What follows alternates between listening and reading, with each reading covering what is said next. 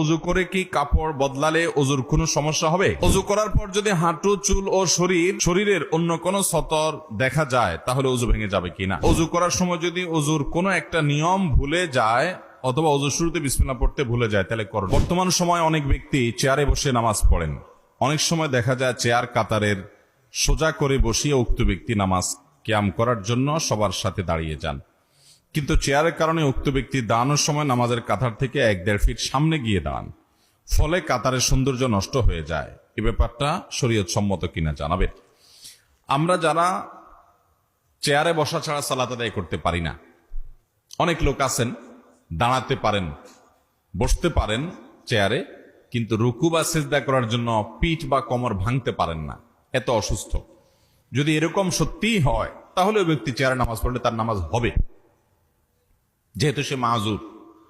কিন্তু যদি কারোর একটু সামান্য শরীরটা খারাপ লাগে আর সে চেয়ারে বসে নামাজ শুরু করে দেয় তাহলে তার নামাজ হবে না।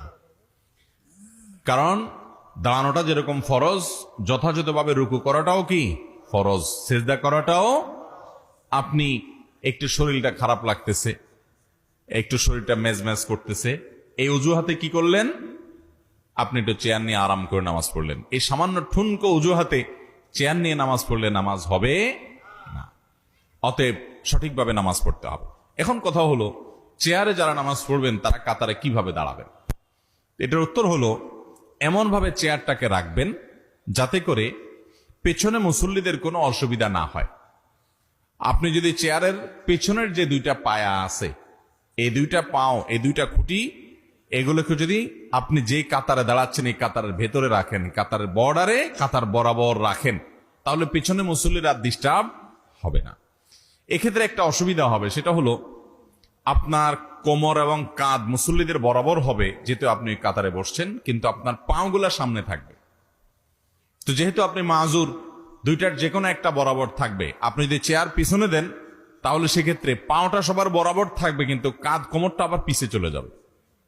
তো যে কোনো একটা পিছনে যাবেই বা সামনে যাবেই, সেজন্য যাতে আরেকজনের ডিস্টার্ব না হয়, সেই ক্ষেত্রে আপনি চেয়ারের পিছনের পায়া, আপনি যে কাতারে দাঁড়াচ্ছেন ওই কাতার বরাবর পিছনে পায়া রাখবেন। আপনার কাতারের বর্ডারের বাইরে যেন পায়া না যায়। বসবেন তাহলে আপনার কাঁধ, এটা মুসল্লিদের কাঁধ বরাবর হবে, হ্যাঁ, পাওটা আপনার সামনে থাকবে। এক্ষেত্রে দাঁড়ানোর জন্য আপনি যে অবস্থা আছেন এই অবস্থায় দাঁড়ায় যাবেন, চেয়ার টানাটানের দরকার নাই। তাতে কিছুটা সবাই থেকে আপনি সামনে দাঁড়াইতে হবে। আর বসার সময়, রুকু সিজদার সময় সবার বরাবরই আপনি থাকবেন। এটা ওজরের কারণে জায়েজ আছে। সাধারণ অবস্থাতে ইচ্ছাকৃতভাবে কাতারের বাইরে সামনে পিছনে করা কি নেই, জায়েজ নাই। নবী করিম সাল্লাল্লাহু আলাইহি ওয়াসাল্লাম বলেছেন, সাওয়ু সুফুফাকুম, তোমরা তোমাদের কাতার সোজা করো। ফাইন্না তাসওয়িয়াতাস সুফুফ মিন ইকামাতিস সালাহ, কারণ কাতার সোজা করা নামাজ কায়েম করার অংশ। তিনি আরো বলেছেন যে তোমরা কাতারকে বাঁকা করো না, যদি কাতার বাঁকা করো আল্লাহ তাআলা তোমাদের অন্তর বাঁকা করে দিবেন। এই জন্য কাতার সোজা করাটা জরুরি একটা কাজ। আল্লাহ আমাদেরকে আমাদের তৌফিক দান করেন। এরপরে অনেকগুলো প্রশ্ন আছে। একটা প্রশ্ন হলো, অজু করে কি কাপড় বদলালে অজুর কোনো সমস্যা হবে? অজু করার পরে আপনি কাপড় চেঞ্জ করছেন, লুঙ্গি চেঞ্জ করছেন, পাজামা প্যান্ট চেঞ্জ করছেন, কোনো অসুবিধা নেই। এতে যদি সতর খোলাও হয়ে যায় তার কারণে অজু ভঙ্গ হবে না।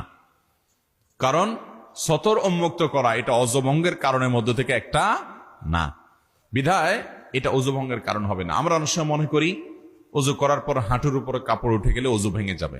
এটা আমাদের ভুল ধারণা। হাঁটুর উপরে কাপড় উঠে গেলে অজু ভাঙবে, কিন্তু অন্য মানুষের সামনে আপনি হাঁটুর উপরে কাপড় তুলে ফেলেছেন, আপনি আপনার রান প্রদর্শন করছেন, তাহলে সেক্ষেত্রে আপনি গুনাহগার হবেন, কারণ আপনি সতর খুলছেন মানুষের সামনে, সেটা ভিন্ন বিষয়। কিন্তু এর সাথে অজু ভাঙার সম্পর্ক নাই।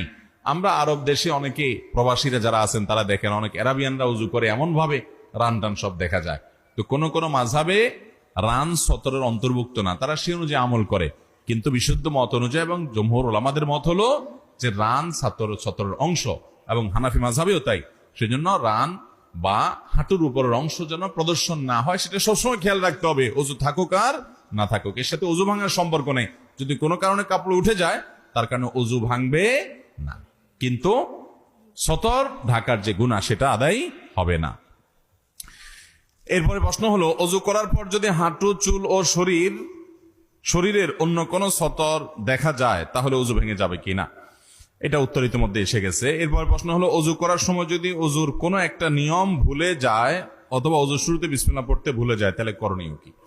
দেখতে হবে অজুর কোন জিনিসটা ভুলে গেছে। অজুর একটা কাজ ফরজ, হাত ধোয়া, সেটা ভুলে গেছে, অথবা মাথা মাসা করা ফরজ, এটা সে ভুলে গেছে, তাহলে তার অজু হয় নাই, ওইটা তাকে করতেই হবে, না হলে অজু হবে না। এটার কোনো কাফারা চলবে না, ওই কাজটাই তাকে করতে হবে যদি ফরজ ভুলে যায়। আর যদি সুন্নত ভুলে যায়, যেমন বিসমিল্লাহ বলতে ভুলে গেছে, তাহলে তার অজু হয়ে যাবে। কারণ হলো এটা কি না, ফরজও না ওয়াজিবও না, ফরজ ও ওয়াজিব না যেহেতু, অতএব এটা কারণে তার অজু ক্ষতি হবে না, অজু হয়ে যাবে।